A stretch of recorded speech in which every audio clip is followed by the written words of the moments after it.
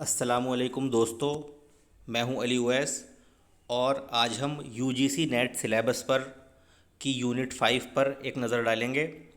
Heading ہے اردو داستان اور ڈرامہ۔ پہلے نمبر پر داستان کا فن اور روایت۔ تو جیسا کہ ہم جانتے ہیں، داستان جس میں ما فوق الفطرت عناصر کا ذکر کیا جاتا ہے، جس میں دیو مالائی قصے کہانیاں ہوتی ہیں اور اس میں پریوں کا ذکر، دیو وغیرہ کا ذکر ملتا ہے جو عام دنیا سے ہٹ کر ہوتے ہیں۔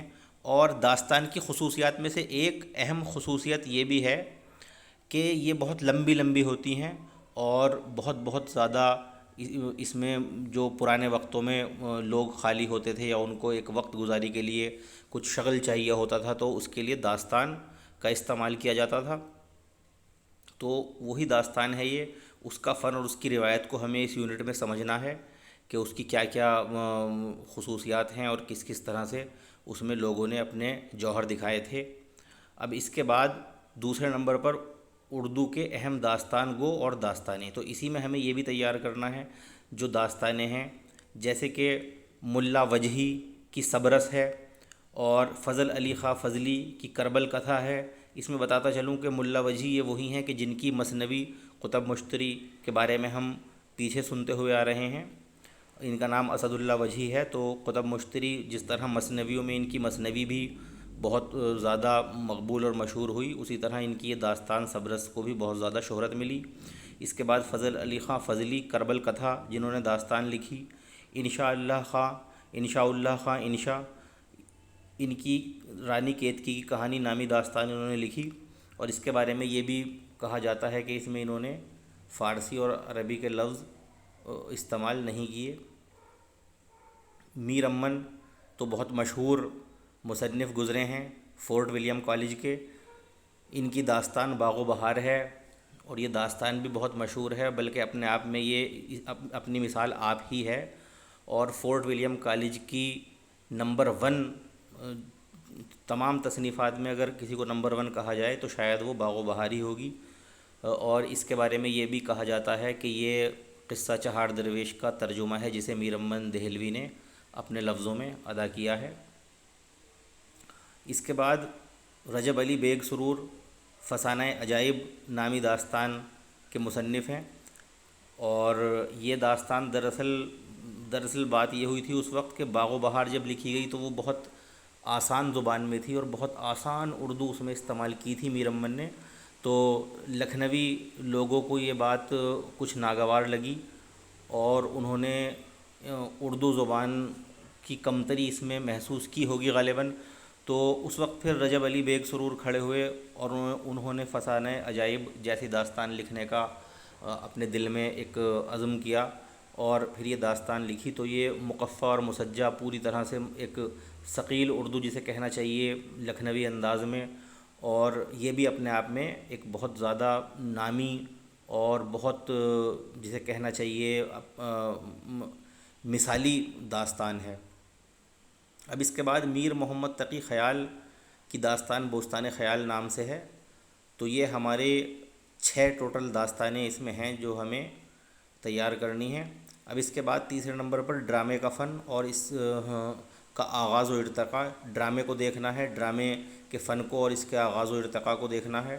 اردو کے اہم ڈرامہ نگار اور ان کے ڈرامے یہ انہوں نے دیا ہوا ہے، مثلاً امانت لکھنوی، اندر صبا، آغا حشر کاشمیری، یہودی کی لڑکی، امتیاز علی تاج انارکلی، حبیب تنویر، آگرہ بازار، محمد حسین آزاد، ضحاک۔ تو یہ سب ڈرامے ہیں ان کے۔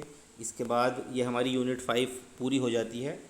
اب یونٹ 6 میں ہم دیکھتے ہیں جیسا کہ ناول اور افسانہ۔ تو اس میں پہلے نمبر پر ناول کا فن اور اس کا آغاز و ارتقاء ہے۔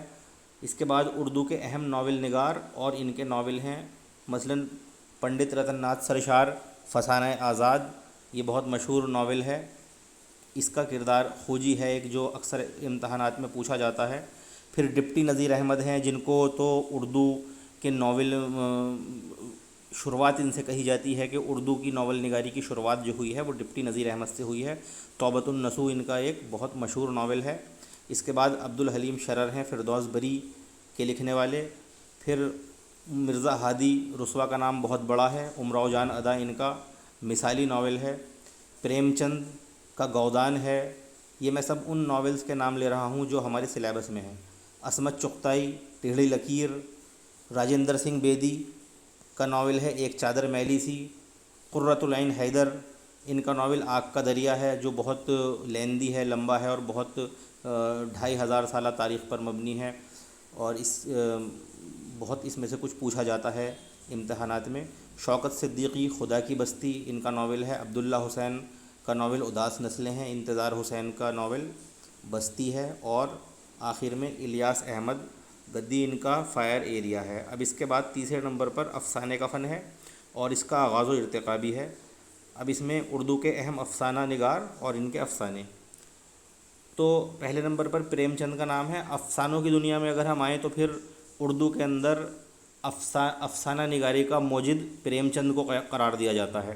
واردات ان کا افسانوی مجموعہ ہے۔ یہاں پر جو سلیبس میں دیے گئے ہیں وہ سب افسانوی مجموعے دیے گئے ہیں، اس کے اندر کئی افسانے ہوں گے، ایک ایک مجموعے کے اندر ہمیں وہ سب تیار کرنے ہوں گے، اور جب ہم اس سلیبس کو الگ الگ ٹاپک وائز تیار کریں گے تو اس میں ہم پورے مجموعے کے اندر ایک ایک افسانے کو ایک ایک ویڈیو میں جگہ دیں گے، اور بہت زیادہ وضاحت اور کھول کر اس کو بیان کریں گے انشاءاللہ۔ اب سعادت حسن منٹو، ٹھنڈا گوشت، ان کا ایک افسانہ بھی ہے، اور افسانوی مجموعے کا نام بھی ٹھنڈا گوشت ہے۔ اس افسانوی مجموعے میں اور بھی کئی افسانے ہوں گے۔ اس کے بعد کرشن چندر، ہم وحشی ہیں، یہ افسانوی مجموعہ ان کا ہے۔ راجندر سنگھ بیدی کا مجموعہ جو افسانوں کا ہے اس کا نام ہے اپنے دکھ مجھے دے دو۔ عصمت چغتائی، ان کا افسانوی مجموعہ چوٹیں کے نام سے ہے، چوٹیں۔ اور اس کے بعد خواجہ احمد عباس، ایک لڑکی۔ قرۃ العین حیدر، روشنی کی رفتار، اس میں ان کے افسانے ہیں اس مجموعے کے اندر۔ قرۃ العین حیدر کے روشنی کی رفتار نامی مجموعہ جو ہے ان کے افسانوں کا ہے۔ اب اس کے بعد سہیل عظیم آبادی، ان کا افسانوی مجموعہ الاؤ کے نام سے ہے۔ جیلانی بانو کا افسانوی مجموعہ راستہ بند ہے کے نام سے ہے۔ سریندر پرکاش کا افسانوی مجموعہ بجوکا کے نام سے ہے، اور اس کو بیجوکا بھی کہا جاتا ہے۔ اور غیاث احمد گدی، ان کا جو افسانوی مجموعہ ہے یہ بابا لوگ کے نام سے ہے۔ اس کے بعد اقبال مجید ہیں، ان کا افسانوی مجموعہ تماشا گھر کے نام سے ہے۔ اب اس کے بعد یونٹ جو ہے وہ تنقید و تحقیق کی ہے، اس کو ہم اگلی ویڈیو میں لے کر کے آئیں گے۔ اب یہاں پر ہم نے جو نثری حصہ ہے ہمارے سلیبس کا اس کو ہم نے مکمل کر لیا ہے، صرف ایک نظر ڈالی ہے۔ تو اب اس کے اندر ہمیں وہی کرنا ہے جو ہم نے تمام شعراء کے بارے میں بتایا تھا، وہی مشورہ ہمارا ادھر بھی ہے کہ اس میں جو بنیادی طور پر ہے، ایک دم بنیادی، اس کے علاوہ تو بہت کچھ کرنا ہے لیکن بنیادی طور پر جو کرنا ہے کم سے کم وہ ایک ادیب کے بارے میں، ایک نثر نگار یا وہ شاعر ہو کوئی بھی ہو، اس کے بارے میں 4-5 باتیں ہمیں تو بالکل بنیادی طور پر تیار کرنی ہی کرنی ہے کہ جن کے بغیر چارہ نہیں ہے۔ اور وہ پچھلی ویڈیو میں بھی بتائی تھی، ایک بار اور اس کو دہرا دیتے ہیں۔ وہ نمبر 1 کہ اس کے تخلص میں اور اس کے نام میں فرق ہمیں پتہ ہونا چاہیے۔ زیادہ تر شعراء تو اپنے تخلص سے مشہور ہوتے ہیں، لیکن ادیب دوسرے جو نثر نگار وغیرہ ہیں ان کا بھی کوئی نہ کوئی قلمی نام ہوتا ہے، تو ان کے قلمی نام میں یا کوئی تخلص بھی اور ساتھ میں ہے تو وہ یا اور ان کا اصلی نام، تو ان سب کا فرق ہمیں پتہ ہونا چاہیے۔ کوئی بھی سوال آ سکتا ہے کہ فلاں شاعر کا یا فلاں ادیب کا اصلی نام کیا ہے، یا ان کا قلمی نام کیا ہے، یا فلاں کا تخلص کیا ہے۔ تخلص ان کا پوچھ لیا جاتا ہے کہ جو بہت ریئر شاعر ہوں یا جنہوں نے کبھی شاعری کی ہو پھر بعد میں چھوڑ دی ہو اور زیادہ مشہور نثر نگاری میں ہوئے ہوں، تو ان کا تخلص اتنا عام نہیں ہو پاتا، تو ان کے تخلص کے بارے میں پوچھ لیا جاتا ہے سوال میں۔ اسی طرح کسی کا قلمی نام پوچھ لیا جاتا ہے، اور کسی کا اصلی نام بالکل ایسا ہوتا ہے کہ جو بہت زیادہ مشہور نہیں ہو پاتا تو وہ چیز پوچھ لی جاتی ہے۔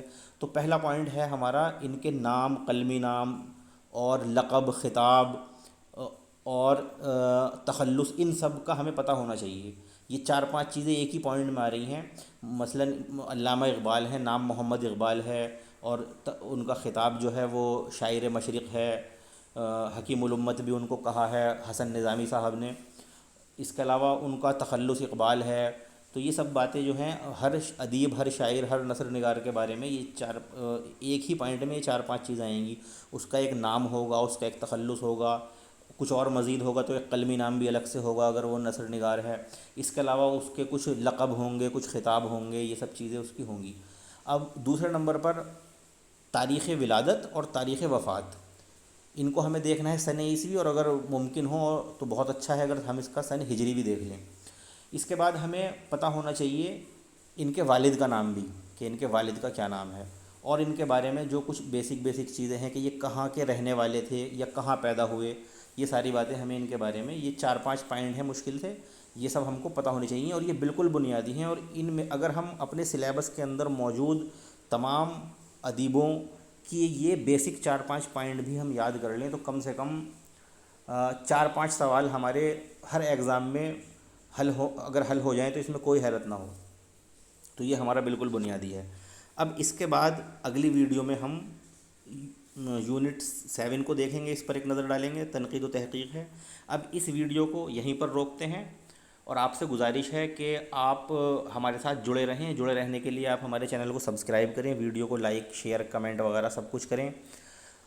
اس سے ہم جب ویڈیوز، ابھی تو خیر سلیبس پر ایک نظر ہم ڈال رہے ہیں، لیکن اس کے بعد جب اس کو ہم ڈیپلی وضاحت کے ساتھ لے کر کے آئیں گے تو اس وقت آپ کو بہت زیادہ فائدہ ہوگا، اور ہر چیز کو بہت زیادہ کھول کر وضاحت کے ساتھ بیان کیا جائے گا انشاءاللہ۔